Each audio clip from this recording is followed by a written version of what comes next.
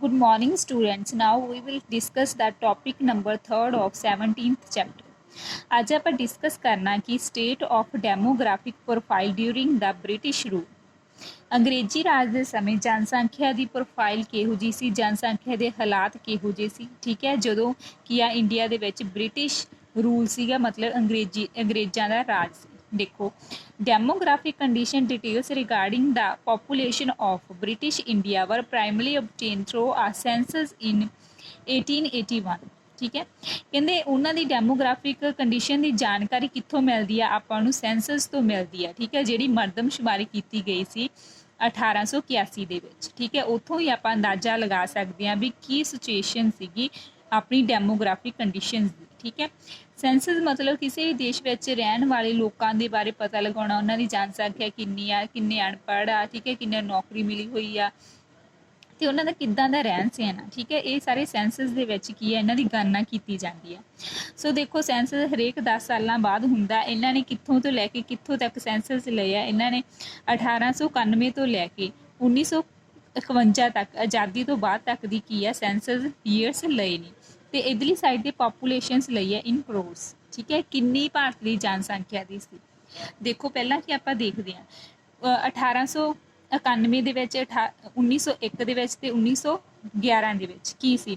ਪਹਿਲਾਂ 23.6, 23.9 ਤੇ 25.2। ਇੱਥੋਂ ਪਤਾ ਲੱਗਦਾ ਵੀ ਇਹਦੇ ਵਿੱਚ ਬਹੁਤ ਘੱਟ ਚੇਂਜ ਆਇਆ। ਠੀਕ ਹੈ, ਇੰਨੇ ਕਰੋੜ ਹੀ ਸੀ, 23 ਕਰੋੜ ਤੇ 6 ਲੱਖ। ਠੀਕ ਹੈ, ਆਪਾਂ ਕਹਿ ਸਕਦੇ ਹਾਂ ਵੀ ਇੰਨੀ ਜਨਸੰਖਿਆ ਸੀਗੀ 1891 ਦੇ ਵਿੱਚ। ਠੀਕ ਹੈ, ਹੁਣ ਆਪਾਂ ਦੇਖੋ ਇਸ ਤੋਂ ਬਾਅਦ ਕੀ ਆ, ਉਹਨਾਂ ਲਈ 1921, 31, 41 ਤੇ 51 ਦੀ ਗੱਲ ਕੀਤੀ ਹੈ। ਠੀਕ ਹੈ, ਦੇਖੋ ਇਹਦੇ ਵਿੱਚ ਕੀ ਆ, ਇਹਨਾਂ 4 ਸਾਲਾਂ ਦੇ ਵਿੱਚ ਆਪਾਂ ਦੇਖ ਸਕਦੇ ਹਾਂ ਵੀ ਜਿਹੜੀ ਉਹਦੀ ਜਨਸੰਖਿਆ ਬਹੁਤ ਤੇਜ਼ੀ ਦੇ ਨਾਲ ਵਧੀ। ਸੋ ਕੀ ਕਹਿੰਦੇ ਆ ਇਹ ਇਸ ਪੈਰਾਗ੍ਰਾਫ ਦੇ ਵਿੱਚ, ਇਹ ਕਹਿੰਦੇ ਆ ਕਿ 1891 ਤੋਂ ਲੈ ਕੇ 1911 ਦੇ ਵਿੱਚ ਇਹਨਾਂ ਨੂੰ ਫਸਟ ਸਟੇਜ ਵਿੱਚ ਰੱਖਿਆ ਜਾਂਦਾ। ਠੀਕ ਹੈ, ਆਪਣੀ ਡੈਮੋਗ੍ਰਾਫਿਕ ਪੋਪੂਲੇਸ਼ਨ ਦੀ ਜਿਹੜੀ ਸਟੇਜ ਨੂੰ ਵੰਡਿਆ ਗਿਆ ਉਹਨੂੰ ਫਸਟ ਸਟੇਜ ਕਿਹਾ ਜਾਂਦਾ। ਤੇ 1921 ਤੋਂ ਲੈ ਕੇ 1951 ਤੱਕ ਨੂੰ ਸੈਕਿੰਡ ਸਟੇਜ ਦੇ ਵਿੱਚ ਰੱਖਿਆ ਜਾਂਦਾ। ਠੀਕ ਹੈ, ਦੇਖੋ ਫਸਟ ਸਟੇਜ ਦੇ ਵਿੱਚ ਕੀ ਸੀ, ਆਪਾਂ ਕੀ ਦੇਖ ਸਕਦੇ ਹਾਂ। ਕਹਿੰਦੇ ਇੱਥੇ both death and the birth rate high. ਕਹਿੰਦੇ ਜਿਹੜੀ ਫਸਟ ਸਟੇਜ ਸੀ ਉਹਦੇ ਵਿੱਚ ਜਿਹੜੇ ਲੋਕ ਮਰ ਰਹੇ ਸੀ ਤੇ ਲੋਕਾਂ ਦੇ ਜਨਮ ਹੋ ਰਿਹਾ ਸੀ, ਮੌਤ ਦਰ ਤੇ ਜਨਮ ਦਰ ਬਹੁਤ ਹਾਈ ਸੀ, ਦੋਨੋਂ ਹੀ ਬਹੁਤ ਹਾਈ ਸੀ। ਤਾਂ ਕਰਕੇ ਕੀ ਆ, ਜਿਹੜੀ ਸਲੋ ਗਰੋਥ ਆਫ ਪੋਪੂਲੇਸ਼ਨ, ਜਿਹੜੀ ਪੋਪੂਲੇਸ਼ਨ ਦੀ ਗਰੋਥ ਸੀ ਬਹੁਤ ਸਲੋ ਸੀ। ਇਸ ਤੋਂ ਅੱਗੇ ਦੇਖੋ ਸਟੇਜ ਸੈਕਿੰਡ ਦੇ ਵਿੱਚ ਕੀ ਹੁੰਦਾ, ਆਪਾਂ ਦੇਖੋ 25, 27, 31, 36, ਇਹ ਬਹੁਤ ਜ਼ਿਆਦਾ ਤੇਜ਼ੀ ਨਾਲ ਵਧੀ। ਠੀਕ ਹੈ, ਇਹਦੇ ਵਿੱਚ ਕੀ ਸੀ, ਬਰਥ ਰੇਟ ਹਾਈ ਸੀ ਤੇ ਡੈਥ ਰੇਟ ਘੱਟ ਸੀ।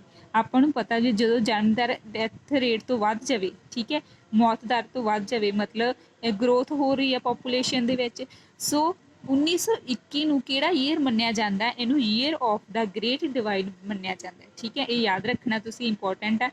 ਇਸ ਦੇ ਵਿੱਚ ਕੀ ਹੋਇਆ ਸੀ, 1921 ਤੋਂ ਬਾਅਦ ਜਿਹੜੀ ਆਪਣੇ ਦੇਸ਼ ਦੀ ਜਨਸੰਖਿਆ ਤੇਜ਼ੀ ਦੇ ਨਾਲ ਵਧਣ ਲੱਗ ਗਈ ਸੀ। ਠੀਕ ਹੈ, ਇਸ ਤੋਂ ਅੱਗੇ ਆਪਾਂ ਦੇਖਦੇ ਹਾਂ ਕਿ ਜਦੋਂ ਕੀ ਆ ਬ੍ਰਿਟਿਸ਼ ਰੂਲ ਸੀਗਾ, ਅੰਗਰੇਜ਼ਾਂ ਦੇ ਰਾਜ ਸਮੇਂ ਜਿਹੜੀ ਆਪਣੀ ਜਨਸੰਖਿਆ ਡੈਮੋਗ੍ਰਾਫਿਕ ਕੰਡੀਸ਼ਨ ਦੀ ਕੀ ਫੀਚਰਸ ਸੀਗੇ। ਠੀਕ ਹੈ, ਉਦੋਂ ਕੀ ਇਹਦੇ ਵਿੱਚ ਵਿਸ਼ੇਸ਼ਤਾਵਾਂ ਪਾਈਆਂ ਜਾਂਦੀਆਂ ਸੀ। ਦੇਖੋ ਉਸ ਸਮੇਂ ਕੀ ਸੀ, high birth rate and death rate. ਕਹਿੰਦੇ ਦੋਨੋਂ ਜਨਮ ਦਰ ਵੀ ਜ਼ਿਆਦਾ ਸੀ ਤੇ ਮੌਤ ਦਰ ਵੀ ਜ਼ਿਆਦਾ ਸੀ। ਠੀਕ ਹੈ, ਦੋਨੇ ਲੋਕ ਜਨਮ ਵੀ ਬਹੁਤ ਲੈ ਰਹੇ ਸੀ ਬੱਚੇ ਤੇ ਮਰ ਵੀ ਬਹੁਤ ਰਹੇ ਸੀ। ਆਪਾਂ ਕਹਿ ਸਕਦੇ ਹਾਂ ਵੀ ਉਸ ਸਮੇਂ ਕੀ ਸੀ, ਜੇਕਰ 48 ਜਾਣੇ ਕੀ ਆ ਬਰਥ ਲੈਂਦੇ ਆ ਤੇ ਉਹਨਾਂ ਵਿੱਚ 40 ਜਾਣੇ ਮਰ ਜਾਂਦੇ ਸੀ। ਠੀਕ ਹੈ, ਦੋਨੋਂ ਕੀ ਆ ਹਾਈ ਸੀ। ਇਸ ਤੋਂ ਅੱਗੇ ਜਿਹੜਾ ਹਾਈ ਇਨਫੈਂਟ ਮੋਰਟੈਲਿਟੀ ਰੇਟ, ਮਤਲਬ ਜਿਹੜੇ ਛੋਟੇ ਬੱਚੇ ਹੁੰਦੇ ਆ 1 ਸਾਲ ਤੋਂ ਘੱਟ ਹੁੰਦੇ ਆ, ਉਹਨਾਂ ਦੀ ਡੈਥ ਬਹੁਤ ਜ਼ਿਆਦਾ ਹੋ ਰਹੀ ਸੀ। 1000 ਦੇ ਪਿੱਛੇ 218 ਬੱਚੇ ਸੀ ਜਿਹੜੇ 1 ਸਾਲ ਤੋਂ ਘੱਟ ਹੁੰਦੇ ਹੀ ਮਰ ਜਾਂਦੇ ਸੀ। ਇਸ ਤਰ੍ਹਾਂ ਆਪਾਂ ਕਹਿ ਸਕਦੇ ਹਾਂ ਵੀ ਲੋ ਲਾਈਫ ਐਕਸਪੈਕਟੈਂਸੀ, ਮਤਲਬ ਉਹਨਾਂ ਦੇ ਜੀਵਨ ਦੀ ਘੱਟ ਸੰਭਾਵਨਾ ਸੀ, ਮਤਲਬ ਉਹ ਘੱਟ ਸਾਲਾਂ ਤੱਕ ਜਿਉਂਦੇ ਸੀ। ਆਪਾਂ ਕਹਿ ਸਕਦੇ ਹਾਂ ਵੀ ਉਹਨਾਂ ਦੀ ਐਵਰੇਜ ਆਪਾਂ ਕੱਢੀਏ ਤਾਂ ਉਹ ਉਹਨਾਂ ਦੀ ਕੀ ਸੀ, 32 ਸਾਲ ਹੀ ਸੀ। ਠੀਕ ਹੈ, 32 ਸਾਲ ਹੀ ਜਿਉਂਦੇ ਸੀ, ਮਤਲਬ ਉਦੋਂ ਦੀਆਂ ਕੰਡੀਸ਼ਨਸ ਬਹੁਤ ਜ਼ਿਆਦਾ ਖਰਾਬ ਸੀ। ਠੀਕ ਹੈ, ਇਸ ਤੋਂ ਅੱਗੇ ਦੇਖੋ ਮੈਸ ਇਲਿਟਰੇਸੀ, ਮਤਲਬ ਬਹੁਤ ਜ਼ਿਆਦਾ ਅਨਪੜ੍ਹਤਾ ਪਾਈ ਜਾਂਦੀ ਸੀ, ਬਹੁਤ ਹੀ ਘੱਟ ਸੀਗੇ ਜਿਹੜੇ ਲੋਕ ਪੜ੍ਹੇ ਲਿਖੇ ਸੀ। ਠੀਕ ਹੈ, ਕਿਉਂਕਿ ਉਹਨਾਂ ਦੇ ਵਿੱਚ ਬੈਕਵਰਡਨੈਸ ਸੀ, ਪਾਵਰਟੀ ਸੀ, ਤਾਂ ਹੀ ਕਰਕੇ ਲੋਕ ਜਿਹੜੇ ਉਹਨਾਂ ਵਿੱਚ ਅਨਪੜ੍ਹਤਾ ਪਾਈ ਜਾਂਦੀ ਸੀ। ਇਸ ਤੋਂ ਅੱਗੇ ਦੇਖੋ low standard of living. Standard of living ਮਤਲਬ ਉਹਨਾਂ ਦੇ ਰਹਿਣ ਸਹਿਣ ਦਾ ਪੱਧਰ ਬਹੁਤ ਨੀਵਾਂ ਸੀ। ਉਹ ਕੀ ਸੀ, ਝੌਂਪੜੀਆਂ ਵਗੈਰਾ ਦੇ ਵਿੱਚ ਰਹਿੰਦੇ ਸੀਗੇ, ਠੀਕ ਹੈ, ਭੁੱਖੇ ਲੋਕ ਹੁੰਦੇ ਸੀ। ਉਹਨਾਂ ਦੇ ਜਿਹੜੇ ਕਹਿੰਦੇ ਇਨਕਮ ਦਾ 80 ਤੋਂ 90% ਭਾਗ ਇਹਦੇ ਵਿੱਚ ਫੂਡ, ਕਲੋਥਿੰਗ ਤੇ ਹਾਊਸ ਦੀਆਂ ਜਿਹੜੀਆਂ ਬੇਸਿਕ ਨੈਸੈਸਰੀਜ਼ ਸੀਗੀਆਂ, ਠੀਕ ਹੈ, ਨੈਸੈਸਿਟੀਜ਼ ਸੀਗੀਆਂ, ਮਤਲਬ ਬੇਸਿਕ ਜ਼ਰੂਰਤਾਂ ਸੀਗੀਆਂ, ਉਹੀ ਪੂਰਾ ਕਰਨ ਤੇ ਲੰਘ ਜਾਂਦੀਆਂ ਸੀ। ਸੋ ਇਸ ਕਰਕੇ ਜਿਹੜੇ ਭੁੱਖ ਕਾਰਨ, ਠੀਕ ਹੈ, ਸੋਕੇ ਕਾਰਨ ਲੋਕ ਬਹੁਤ ਜ਼ਿਆਦਾ ਮਰ ਰਹੇ ਸੀਗੇ। ਇਸ ਤੋਂ ਅੱਗੇ ਦੇਖੋ poor state of health facilities. ਆਪਾਂ ਨੂੰ ਪਤਾ ਜਦੋਂ ਉਦੋਂ ਪਿਛਲੇ ਸਮਿਆਂ ਦੇ ਵਿੱਚ ਜਿਹੜੀਆਂ ਹੈਲਥ ਫੈਸਿਲਿਟੀਜ਼ ਸੀ ਬਹੁਤ ਘੱਟ ਸੀ, ਤਾਂ ਕਰਕੇ ਲੋਕ ਜਿਹੜੇ ਤੇਜ਼ੀ ਨਾਲ ਮਰ ਰਹੇ ਸੀ ਤੇ ਲੋਕਾਂ ਨੂੰ ਬਿਮਾਰੀਆਂ ਵੀ ਬਹੁਤ ਜ਼ਿਆਦਾ ਸੀ, ਠੀਕ ਹੈ। ਇਸ ਤੋਂ ਅੱਗੇ ਦੇਖੋ ਵਾਈਡ ਸਪਰੈਡ ਪਾਵਰਟੀ, ਮਤਲਬ ਜਿਹੜੀ ਦੂਰ ਦੂਰ ਤੱਕ ਜਿਹੜੀ ਆ ਗਰੀਬੀ ਫੈਲੀ ਹੋਈ ਸੀ। ਮਤਲਬ ਕੋਈ ਵੀ ਦੇਖਣ 'ਚ ਇੱਦਾਂ ਨਹੀਂ ਹੁੰਦਾ ਸੀਗਾ ਵੀ ਆ ਅਮੀਰ ਬੰਦਾ, ਠੀਕ ਹੈ, ਤਾਂ ਕਰਕੇ ਉਹਨਾਂ ਦੀ ਜਿਹੜੀ GDP ਤੇ ਪਰ ਕੈਪੀਟਾ ਇਨਕਮ ਆ ਬਹੁਤ ਹੀ ਜ਼ਿਆਦਾ ਲੋ ਸੀ, ਠੀਕ ਹੈ। ਇਸ ਤੋਂ ਅੱਗੇ ਆਪਾਂ ਡਿਸਕਸ ਕਰਦੇ ਹਾਂ ਕਿ ਓਕੂਪੇਸ਼ਨਲ ਸਟਰਕਚਰ ਡਿਊਰਿੰਗ ਦਾ ਬ੍ਰਿਟਿਸ਼ ਰੂਲ। ਅੰਗਰੇਜ਼ੀ ਰਾਜ ਦੇ ਸਮੇਂ ਆ, ਠੀਕ ਹੈ, ਉਹ ਕਿੱਤੇ ਦਾ ਢਾਂਚਾ ਕਿਹੋ ਜਿਹਾ ਸੀ। ਓਕੂਪੇਸ਼ਨ ਮਤਲਬ ਕਿੱਤੇ ਦਾ ਢਾਂਚਾ ਕਿਹੋ ਜਿਹਾ ਸੀ। ਦੇਖੋ occupational structure means the distribution of working population. Occupational structure ਦੇ ਵਿੱਚ ਕੀ ਆ, ਕਹਿੰਦੇ ਉਹਨਾਂ ਵਰਕਰਾਂ ਦੀ ਡਿਸਟ੍ਰੀਬਿਊਸ਼ਨ ਆ ਜਾਂਦੀ ਹੈ, ਵੰਡ ਆ ਜਾਂਦੀ ਹੈ, ਜੋ ਪਾਪੂਲੇਸ਼ਨ ਕੀ ਆ ਤਿੰਨੋਂ ਸੈਕਟਰਸ ਦੇ ਵਿੱਚ ਕੰਮ ਕਰਦੇ ਆ, ਜਿਵੇਂ ਪ੍ਰਾਇਮਰੀ ਸੈਕਟਰ, ਸੈਕੰਡਰੀ ਸੈਕਟਰ ਤੇ ਟਰਸ਼ਰੀ। ਮਤਲਬ ਫਸਟ ਸੈਕਟਰ ਪਹਿਲੇ ਖੇਤਰ ਵਿੱਚ, ਦੂਜੇ ਖੇਤਰ ਵਿੱਚ ਤੇ ਤੀਜੇ ਖੇਤਰ ਦੇ ਵਿੱਚ ਕੰਮ ਕਰਦੇ ਆ। ਹੁਣ ਦੇਖੋ ਕਹਿੰਦੇ ਉਦੋਂ ਕੀ ਸੀ, ਉਦੋਂ ਜ਼ਿਆਦਾਤਰ ਕੰਮ ਕਿਹਦੇ ਵਿੱਚ ਕਰ ਰਹੇ ਸੀ, ਬ੍ਰਿਟਿਸ਼ ਰੂਲ ਦੇ ਸਮੇਂ ਕਹਿੰਦੇ ਜ਼ਿਆਦਾ ਐਗਰੀਕਲਚਰ ਸੈਕਟਰ ਦੇ ਵਿੱਚ ਕੰਮ ਕਰ ਰਹੇ ਸੀ। ਤਾਂ ਕਰਕੇ ਜਿਹੜੀ ਇਹਦੀ ਸਟੇਟ ਵੀ ਬਹੁਤ ਕੀ ਆ ਬੈਕਵਰਡ ਸੀਗੀ, ਠੀਕ ਹੈ, ਤੇ ਕੀ ਆ ਬਹੁਤ ਹੀ ਜ਼ਿਆਦਾ ਇਹਦੇ ਵਿੱਚ ਸਥਿਰਤਾ ਪਾਈ ਜਾਂਦੀ ਸੀ। ਇਸ ਤੋਂ ਅੱਗੇ ਦੇਖੋ pre dominance of agriculture sector, ਮਤਲਬ ਖੇਤੀਬਾੜੀ ਨੂੰ ਪ੍ਰਮੁੱਖਤਾ ਦਿੱਤੀ ਜਾਂਦੀ ਸੀ। ਖੇਤੀਬਾੜੀ ਦੇ ਵਿੱਚ ਲਗਭਗ ਕੀ ਆ ਕਹਿੰਦੇ ਇੰਨੇ ਪਰਸੈਂਟ 72.7% ਕੀ ਸੀ ਲੋਕਾਂ ਦੀ ਕਿਹੜਾ ਇਹ ਕੰਮ ਸੀ, ਮੁੱਖ ਕੀਤਾ ਸੀ। ਬਾਕੀ ਜਿਹੜੇ 2 ਸੈਕਟਰ ਬਚਦੇ ਆ, ਪ੍ਰਾਇਮਰੀ ਜਿਹਨੂੰ ਮੈਨੂਫੈਕਚਰਿੰਗ ਤੇ ਇੰਡਸਟਰੀਅਲ ਸੈਕਟਰ ਵੀ ਕਹਿੰਦੇ, ਉਹਦੇ ਵਿੱਚ 10% ਤੇ ਸਰਵਿਸ ਸੈਕਟਰ ਦੇ ਵਿੱਚ 17.2% ਕੀ ਆ ਲੋਕ ਕੰਮ ਕਰਦੇ ਸੀ, ਠੀਕ ਹੈ। ਇੱਦਾਂ ਹੀ ਆਹ ਕੀ ਆ ਜਿਹੜਾ ਇਹਨਾਂ ਨੇ ਟੇਬਲ ਦਿੱਤਾ ਹੋਇਆ, ਜਿਹਦੇ ਵਿੱਚ ਫਸਟ ਸੈਕਟਰ, ਪ੍ਰਾਇਮਰੀ, ਸੈਕੰਡਰੀ ਤੇ ਟਰਸ਼ਰੀ ਸੈਕਟਰ ਦਿੱਤਾ ਹੋਇਆ, ਠੀਕ ਹੈ। ਹੁਣ ਦੇਖੋ ਪ੍ਰਾਇਮਰੀ ਵਿੱਚ ਕਿਹੜੇ ਕਿਹੜੇ ਆ ਜਾਂਦੇ, ਐਗਰੀਕਲਚਰ ਆ ਗਿਆ, ਐਗਰੀਕਲਚਰ ਲੇਬਰਸ ਆ ਗਏ, ਠੀਕ ਹੈ, ਫਿਸ਼ਿੰਗ ਆ ਗਈ, ਠੀਕ ਹੈ, ਐਨੀਮਲ ਹਸਬੈਂਡਰੀਜ਼ ਆ ਗਈਆਂ, ਠੀਕ ਹੈ, ਮਾਈਨਿੰਗ ਆ ਗਈ। ਤੇ ਇਹਦੇ ਵਿੱਚ ਕੀ ਆ, ਸੈਕੰਡਰੀ ਵਿੱਚ ਸਮਾਲ ਲਾਰਜ ਸਕੇਲ ਇੰਡਸਟਰੀਜ਼ ਆ ਗਈਆਂ, ਬਿਲਡਿੰਗ ਕੰਸਟਰਕਸ਼ਨਸ ਆ ਗਈਆਂ, ਠੀਕ ਹੈ। ਟਰਸ਼ਰੀ ਵਿੱਚ ਮਤਲਬ ਆਪਾਂ ਇਹਨੂੰ ਸਰਵਿਸ ਸੈਕਟਰ ਵੀ ਕਹਿੰਦੇ ਆ। ਇਹਦੇ ਵਿੱਚ ਕੀ ਆ, ਟ੍ਰੇਡ, ਕਮਰਸ, ਠੀਕ ਹੈ, ਟਰਾਂਸਪੋਰਟ, ਸਟੋਰੇਜ, ਕਮਿਊਨੀਕੇਸ਼ਨ ਤੇ ਅਦਰ ਸਰਵਿਸ ਆ ਜਾਂਦੀਆਂ, ਠੀਕ ਹੈ। ਦੇਖੋ ਸੈਂਸਸ ਕਦੋਂ ਹੋਇਆ ਸੀ ਇੰਡੀਆ ਦੇ ਵਿੱਚ, 2001 ਦੇ ਸੈਂਸਸ ਦੇ ਦੁਆਰਾ ਦੱਸਿਆ ਗਿਆ ਵੀ ਕਿੰਨੇ ਪਰਸੈਂਟ ਜਨਸੰਖਿਆ ਕਿੰਨਿਆਂ ਦੇ ਵਿੱਚ ਡਿਵਾਈਡ ਕੀਤੀ ਹੋਈ ਸੀ। ਇਹ ਤੁਸੀਂ ਯਾਦ ਕਰ ਲੈਣਾ ਇੱਦਾਂ ਹੀ ਬਿਲਕੁਲ, ਠੀਕ ਹੈ। ਦੇਖੋ ਕਹਿੰਦੇ 72% ਜਨਸੰਖਿਆ ਪ੍ਰਾਇਮਰੀ ਸੈਕਟਰ ਵਿੱਚ ਕੰਮ ਕਰਦੀ ਸੀ, 10% ਸੈਕੰਡਰੀ ਦੇ ਵਿੱਚ, ਤੇ ਜਿਹੜੀ 17% ਸੀਗੀ ਜਿਹੜੀ ਟਰਸ਼ਰੀ ਸੈਕਟਰ ਹੈ, ਸਰਵਿਸ ਸੈਕਟਰ, ਉਹਦੇ ਵਿੱਚ ਕੰਮ ਕਰ ਰਹੀ ਸੀ ਜਨਸੰਖਿਆ। ਇਸ ਤੋਂ ਅੱਗੇ ਦੇਖੋ ਗਰੋਇੰਗ ਰੀਜਨਲ ਵੇਰੀਏਸ਼ਨਸ, ਮਤਲਬ ਖੇਤਰੀ ਵਿਭਿੰਨਤਾ ਦੇ ਵਿੱਚ ਵਾਧਾ ਹੋਇਆ। ਕਿਵੇਂ ਕਹਿੰਦੇ ਜਿਹੜੇ ਤਾਮਿਲਨਾਡੂ ਵਗੈਰਾ ਦੇਸ਼ ਸੀਗੇ, ਆਂਧਰਾ ਪ੍ਰਦੇਸ਼ ਸੀ, ਕੇਰਲਾ ਵਗੈਰਾ ਸੀ, ਕਰਨਾਟਕ ਸੀ, ਮਹਾਰਾਸ਼ਟਰ ਸੀ ਤੇ ਵੈਸਟ ਬੰਗਾਲ ਸੀ। ਪਹਿਲਾਂ ਕੀ ਹੈ ਇਹਨਾਂ ਦੀ ਡਿਪੈਂਡੈਂਸ ਕਿਹਦੇ ਉੱਤੇ ਸੀ, ਐਗਰੀਕਲਚਰ ਤੇ, ਬਾਅਦ ਵਿੱਚ ਇਹ ਕੀ ਹੌਲੀ ਹੌਲੀ ਘਟਦੀ ਗਈ। On the other hand there was increase in the share of work force in agriculture sector in the state Orissa, Rajasthan and Punjab, ਠੀਕ ਹੈ। ਇਹਨਾਂ ਤਿੰਨਾਂ ਦੇ ਵਿੱਚ ਜਿਹੜੀ ਐਗਰੀਕਲਚਰ ਸੈਕਟਰ ਦੇ ਲੋਕ ਵੱਧਦੇ ਗਏ ਤੇ ਇਹਨਾਂ ਵਿੱਚ ਘਟਦੇ ਗਏ। ਇਸੇ ਤਰ੍ਹਾਂ ਕੀ ਆ ਜਿਹੜਾ occupational structure of India static ਮਤਲਬ ਸਥਿਰ ਸੀ ਤੇ ਅਨਬੈਲੈਂਸ ਸੀ, ਤੇ ਉਹਦੇ ਵਿੱਚ ਅਸਮਾਨਤਾ ਸੀ, ਅਸੰਤੁਲਨ ਦੇ ਵਿੱਚ ਉਹ ਸੀਗਾ। ਇਸ ਤੋਂ ਅੱਗੇ ਆਪਾਂ ਡਿਸਕਸ ਕਰਦੇ ਹਾਂ state of infrastructure on the Eve of independence. ਕਹਿੰਦੇ ਬੁਨਿਆਦੀ ਸੰਰਚਨਾ ਦੀ ਆਜ਼ਾਦੀ ਸਮੇਂ ਕੀ ਹਾਲਾਤ ਸੀ। ਆਪਾਂ ਪਹਿਲਾਂ ਦੇਖਦੇ ਹਾਂ ਕਿ ਇਨਫਰਾਸਟ੍ਰਕਚਰ ਕਹਿੰਦੇ ਕਿਹਨੂੰ ਹੈ, ਇਹਦਾ ਮੀਨਸ ਕੀ ਹੈ। ਕਹਿੰਦੇ basic physical and organisational structure and the facilities. ਕਹਿੰਦੇ ਜਿਹੜੀਆਂ ਲੋਕਾਂ ਨੂੰ ਬੇਸਿਕ ਕੀ ਆ ਉਹਨਾਂ ਦੀਆਂ ਫੈਸਿਲਿਟੀਜ਼ ਹੁੰਦੀਆਂ, ਆਰਗੇਨਾਈਜੇਸ਼ਨਸ ਹੁੰਦੀਆਂ ਉਹਨਾਂ ਦੀਆਂ, ਠੀਕ ਹੈ, ਉਹ ਵਾਲੀਆਂ ਨੂੰ ਕੀ ਕਿਹਾ ਜਾਂਦਾ, ਇਨਫਰਾਸਟ੍ਰਕਚਰ ਕਿਹਾ ਜਾਂਦਾ, ਬੁਨਿਆਦੀ ਸੰਰਚਨਾ ਕਿਹਾ ਜਾਂਦਾ। ਮਤਲਬ ਉਹ ਹਰੇਕ ਚੀਜ਼ ਦੀ ਬੁਨਿਆਦ ਹੁੰਦੀ ਆ, ਜਿਵੇਂ ਬਿਲਡਿੰਗ ਹੋ ਗਈਆਂ, ਰੂਟਸ ਹੋਏ, ਟਰਾਂਸਪੋਰਟ ਹੋ ਗਈ, ਐਜੂਕੇਸ਼ਨਲ ਇੰਸਟੀਟਿਊਸ਼ਨਸ ਹੋ ਗਏ ਤੇ ਹੈਲਥ ਹੋ ਗਈ। ਮਤਲਬ ਇਹ ਬੁਨਿਆਦੀ ਕਹਿ ਸਕਦੇ ਹਾਂ, ਫਿਜ਼ੀਕਲ ਆਰਗੇਨਾਈਜੇਸ਼ਨਲ ਸਟਰਕਚਰ ਕਹਿ ਸਕਦੇ ਹਾਂ ਤੇ ਫੈਸਿਲਿਟੀਜ਼ ਕਹਿ ਸਕਦੇ ਹਾਂ, ਜੋ ਕੀ ਆ ਕਿਸੇ ਵੀ ਦੇਸ਼ ਦੀ ਤਰੱਕੀ ਦੇ ਲਈ, ਉਹਦੇ ਵਿਕਾਸ ਲਈ, ਉਹਦੀ ਡਿਵੈਲਪਮੈਂਟ ਲਈ ਬਹੁਤ ਜ਼ਰੂਰੀ ਹੁੰਦੀਆਂ। ਸੋ ਇਹਦੀ ਮੇਨ ਲਾਈਨ ਕੀ ਯਾਦ ਰੱਖਣੀ ਹੈ ਤੁਸੀਂ, development of infrastructure is the basic condition for the growth and development of N economy. ਕਿਸੇ ਵੀ ਅਰਥ ਵਿਵਸਥਾ ਦੇ ਵਿਕਾਸ ਕਰਨ ਲਈ, ਠੀਕ ਹੈ, ਉਹਦੀ ਗਰੋਥ ਕਰਨ ਦੇ ਲਈ, ਉਹਦੀ ਡਿਵੈਲਪਮੈਂਟ ਕਰਨ ਦੇ ਲਈ ਕੀ ਹੈ, ਬੇਸਿਕ ਕੰਡੀਸ਼ਨ ਕੀ ਆ ਵੀ ਉਹਦਾ ਜਿਹੜਾ ਇਨਫਰਾਸਟ੍ਰਕਚਰ ਆ ਉਹ ਡਿਵੈਲਪ ਹੋਣਾ ਚਾਹੀਦਾ। ਦੇਖੋ, the state of infrastructure during the British rule in described as follow. ਕਹਿੰਦੇ ਦੇਖੋ ਇਹਨਾਂ ਦੀ ਸਟੇਟ ਕਿਹੋ ਜਿਹੀ ਸੀ ਇਨਫਰਾਸਟ੍ਰਕਚਰ ਦੀ, ਕਹਿੰਦੇ ਰੋਡਸ ਕਿਹੋ ਜਿਹੇ ਸੀ। ਕਹਿੰਦੇ ਜਦੋਂ ਰੋਡਸ ਬਣਾਏ ਗਏ ਸੀ ਬ੍ਰਿਟਿਸ਼ ਗਵਰਨਮੈਂਟ ਦੁਆਰਾ, ਕਾਹਦੇ ਲਈ ਬਣਾਏ ਗਏ ਸੀ, ਸਿਰਫ ਆਰਮੀ ਦੇ ਆਉਣ ਜਾਣ ਦੇ ਲਈ, ਆਪਣੀ ਫੌਜ ਦੇ ਲਈ, ਠੀਕ ਹੈ, ਜਾਂ ਫਿਰ ਜਿਹੜੇ ਨੀਅਰੈਸਟ ਰੇਲਵੇ ਸਟੇਸ਼ਨ ਜਾਂ ਬੰਦਰਗਾਹਾਂ ਦੇ ਨੇੜੇ ਜਿੱਥੇ ਵੀ ਕੀ ਹੈ ਵਪਾਰ ਦੇ ਲਈ ਚੀਜ਼ਾਂ ਇੱਕ ਦੇਸ਼ ਤੋਂ ਦੂਜੇ ਦੇਸ਼ ਵਿੱਚ ਭੇਜੀਆਂ ਜਾਂਦੀਆਂ ਸੀ, ਉਹਨਾਂ ਲਈ ਸੜਕਾਂ ਬਣਾਈਆਂ ਗਈਆਂ ਸੀ। ਪਰ ਬਾਕੀ ਸਾਰੇ ਲੋਕਾਂ ਦੇ ਲਈ ਕੀ ਆ, ਜਿਹੜੇ ਲੋਕ ਪਿੰਡਾਂ ਵਿੱਚ ਰਹਿੰਦੇ ਸੀ, ਰੂਰਲ ਏਰੀਆ ਦੇ ਵਿੱਚ ਰਹਿੰਦੇ ਸੀਗੇ, ਠੀਕ ਹੈ, ਉਹਨਾਂ ਨੂੰ ਕੀ ਆ ਬਾਕੀ ਸਾਰੀਆਂ ਨੈਚੁਰਲ ਕਲਾਮਿਟੀਜ਼ ਮਤਲਬ ਜਿਹੜੀਆਂ ਕੁਦਰਤੀ ਆਫਤਾਂ, ਠੀਕ ਹੈ, ਜਿਵੇਂ ਹੁਣ ਹੜ੍ਹ ਵਗੈਰਾ ਹੋ ਗਏ, ਸੋਕੇ ਵਗੈਰਾ ਹੋ ਗਏ, ਅਕਾਲ ਵਗੈਰਾ ਪੈ ਜਾਂਦੇ ਆ, ਉਹਨਾਂ ਦਾ ਸਾਹਮਣਾ ਉੱਦਾਂ ਹੀ ਕਰਨਾ ਪੈਂਦਾ ਸੀ।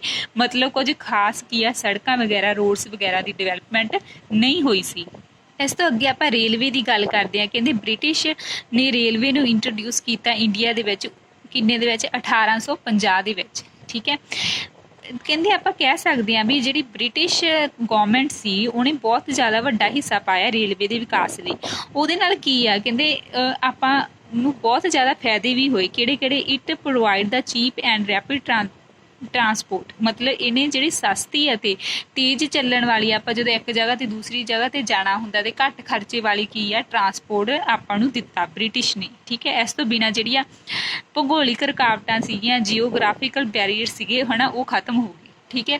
ਇਸ ਤੋਂ ਬਿਨਾਂ ਕੀ ਆ ਨਵੇਂ ਇੰਪਲਾਇਮੈਂਟ ਕੀ ਆ ਓਪਰਚੁਨਿਟੀਜ਼ ਮਿਲੀਆਂ ਆਪਾਂ ਨੂੰ ਕੀ, ਠੀਕ ਹੈ, ਜਦੋਂ ਕੀ ਹੈ ਰੇਲਵੇ ਸਥਾਪਿਤ ਕੀਤੀ ਕਿਹਨੇ, ਬ੍ਰਿਟਿਸ਼ ਵਾਲਿਆਂ ਨੇ, ਠੀਕ ਹੈ। ਇਸ ਤੋਂ ਅੱਗੇ ਕੀ ਆ ਜਿਹੜੇ ਫੈਮਿਨੀ ਵਗੈਰਾ ਕੀ ਆਉਂਦੇ ਸੀਗੇ, ਅਕਾਲ ਵਗੈਰਾ ਪੈਂਦੇ ਸੀਗੇ, ਠੀਕ ਹੈ, ਸੋਕੇ ਵਗੈਰਾ ਪੈਂਦੇ ਸੀ, ਉਹਨਾਂ ਨੂੰ ਕੰਟਰੋਲ ਦੇ ਵਿੱਚ ਕਰਨ ਦੇ ਲਈ ਹੈਲਪ ਮਿਲੀ, ਠੀਕ ਹੈ। ਇਨਕਰੇਜਡ ਦਾ ਪ੍ਰੋਸੈਸ ਆਫ ਇੰਡਸਟਰੀਅਲਾਈਜੇਸ਼ਨ, ਕਹਿੰਦੇ ਉਦਯੋਗੀਕਰਨ ਨੂੰ ਵਧਾਇਆ, ਇਹਦੇ ਨਾਲ ਫੋਰਨ ਟ੍ਰੇਡ ਨੂੰ ਵੀ ਪ੍ਰਮੋਟ ਕੀਤਾ ਗਿਆ, ਠੀਕ ਹੈ, ਜਿਹਦੇ ਨਾਲ ਕੀ ਆ ਬ੍ਰਿਟਿਸ਼ ਨਾਲੋਂ ਕਿਹਨਾਂ ਨੂੰ ਜ਼ਿਆਦਾ ਵਾਧਾ ਹੋਇਆ, ਜਿਹੜੇ ਇੰਡੀਆ ਸੀ ਉਹਨਾਂ ਨੂੰ ਜ਼ਿਆਦਾ ਫਾਇਦਾ ਹੋਇਆ। ਤੇ ਇਸ ਤੋਂ ਬਿਨਾਂ ਕੀ ਹੈ it increased the commercialisation of Indian agriculture, ਤੇ ਇਸ ਤੋਂ ਬਿਨਾਂ ਕੀ ਹੈ ਐਗਰੀਕਲਚਰ ਦਾ ਵੀ ਵਿਕਾਸ ਹੋਇਆ, ਠੀਕ ਹੈ, ਆਪਣੇ ਦੇਸ਼ ਦੇ ਵਿੱਚ। ਇਸ ਤੋਂ ਅੱਗੇ ਆਪਾਂ ਦੇਖਦੇ ਹਾਂ ਕਿ ਜਿਹੜੇ ਵਾਟਰ ਟਰਾਂਸਪੋਰਟ ਸੀ ਉਹ ਕਿੱਦਾਂ ਦੇ ਸੀ। ਕਹਿੰਦੇ ਜਲ ਮਾਰਗ ਜਿਹੜੇ ਬਣਾਏ ਸੀ ਇਹ ਬ੍ਰਿਟਿਸ਼ ਰੂਲ ਦੁਆਰਾ, ਕਿ ਉਹਨਾਂ ਦੀ ਡਿਵੈਲਪਮੈਂਟ ਬਹੁਤ ਜ਼ਿਆਦਾ ਕੀਤੀ ਗਈ, ਉਹਨਾਂ ਨਾਲ ਫਾਇਦਾ ਵੀ ਹੋਇਆ ਕੁਝ ਡੋਮੈਸਟਿਕ ਤੇ ਜਿਹੜਾ ਫੋਰਨ ਟ੍ਰੇਡ ਆ ਉਹਦੇ ਵਿੱਚ ਕੀ ਆ ਕਿ ਓਸ਼ਨਸ ਦੀ ਮਤਲਬ ਜਿਹੜੇ ਸਮੁੰਦਰੀ ਸੀਗੇ ਉਹਨਾਂ ਰਸਤੇ ਬਣਾਏ ਗਏ, ਠੀਕ ਹੈ। ਇਹਦੇ ਨਾਲ ਕਹਿੰਦੇ ਵਾਧਾ ਤਾਂ ਹੋਇਆ, ਪਰ ਇਹ ਜਿਹੜੇ ਇਨਲੈਂਡ ਵਾਟਰਵੇਜ਼ ਸੀਗੇ ਇਹ ਇੱਕ ਤਰ੍ਹਾਂ ਦੇ ਨਾਲ ਇਕਨੋਮਿਕਲ ਮਤਲਬ ਬਹੁਤ ਜ਼ਿਆਦਾ ਇਹ ਮਹਿੰਗੇ ਸੀ, ਤਾਂ ਕਰਕੇ ਇਹ ਸਾਬਿਤ ਹੋਏ, ਮਤਲਬ ਇਹਨਾਂ ਦਾ ਜਿਹੜਾ ਵਿਕਾਸ ਆ ਤਾਂ ਕਰਕੇ ਘੱਟ ਹੋਇਆ। ਸੋ ਆਪਾਂ ਕਹਿ ਸਕਦੇ ਹਾਂ ਵੀ ਬ੍ਰਿਟਿਸ਼ ਰੂਲ ਦੇ ਸਮੇਂ ਕੀ ਆ ਵੀ ਜਿਹੜਾ ਡੋਮੈਸਟਿਕ ਅਤੇ ਫੋਰਨ ਟ੍ਰੇਡ ਦੇ ਲਈ ਕੀ ਆ ਵਾਟਰ ਟਰਾਂਸਪੋਰਟ ਦੀ ਮਦਦ ਲਈ ਗਈ ਤੇ ਇਹਨਾਂ ਦਾ ਵਿਕਾਸ ਕੀਤਾ ਗਿਆ। ਇਸ ਤੋਂ ਅੱਗੇ ਆਪਾਂ ਕਮਿਊਨੀਕੇਸ਼ਨ ਦੇਖਦੇ ਹਾਂ, ਸੰਚਾਰ ਦੇ ਸਾਧਨ ਦੇਖਦੇ ਹਾਂ। ਕਹਿੰਦੇ ਬ੍ਰਿਟਿਸ਼ ਗਵਰਨਮੈਂਟ ਨੇ ਇਹ ਵੀ ਬਹੁਤ ਜ਼ਿਆਦਾ ਡਿਵੈਲਪ ਕੀਤੇ।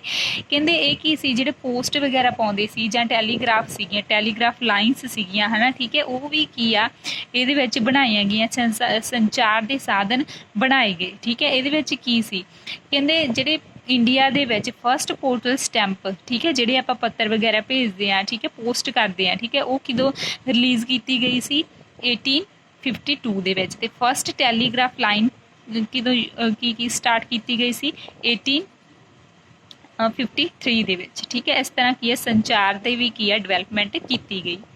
ਸੋ ਉਦੋਂ ਕੀ ਆ ਜਿਹੜੇ ਪੋਸਟ ਤੇ ਟੈਲੀਗ੍ਰਾਫ ਸੀ ਉਹਨੂੰ ਸੰਚਾਰ ਦੇ ਇੱਕ ਵਧੀਆ ਤੇ ਪੋਪੂਲਰ ਸਾਧਨ ਮੰਨਿਆ ਜਾਂਦਾ ਸੀ।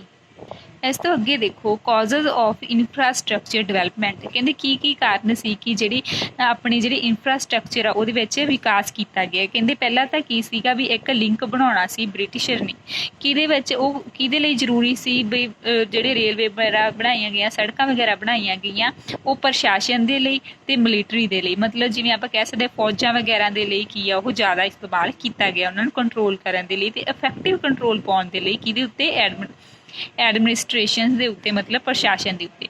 ਇਸ ਤੋਂ ਬਿਨਾਂ ਕੀ ਆ ਜਿਹੜਾ ਪ੍ਰੋਫਿਟ ਆ ਫੋਰਨ ਟ੍ਰੇਡ ਦੁਆਰਾ ਅਰਨ ਕੀਤਾ ਜਾਂਦਾ ਸੀਗਾ ਉਹਨਾਂ ਦਾ ਲਿੰਕ ਕੀ ਆ ਫॉर ਦਾ ਪਰਪਸ ਦੇ ਲਿੰਕਡ ਰੇਲਵੇ ਵਿਦ ਮਾਰਕੀਟਿੰਗ। ਠੀਕ ਹੈ, ਜਿਹੜੀ ਰੇਲਵੇ ਕਿਉਂ ਬਣਾਏ ਗਏ, ਤਾਂ ਕਿ ਜਿਹੜਾ ਪ੍ਰੋਫਿਟ ਆ ਫੋਰਨ ਟ੍ਰੇਡ ਹੁੰਦਾ ਉਹਨਾਂ ਦੇ ਲਈ ਕੀ ਆ, ਇਹ ਮੇਜਰ ਪੋਰਟਸ ਬਣ ਜਾਣ। ਠੀਕ ਹੈ, ਤਾਂ ਕਰਕੇ ਰੇਲਵੇ ਸਟੇਸ਼ਨ ਦੀ ਡਿਵੈਲਪਮੈਂਟ ਕੀਤੀ ਗਈ।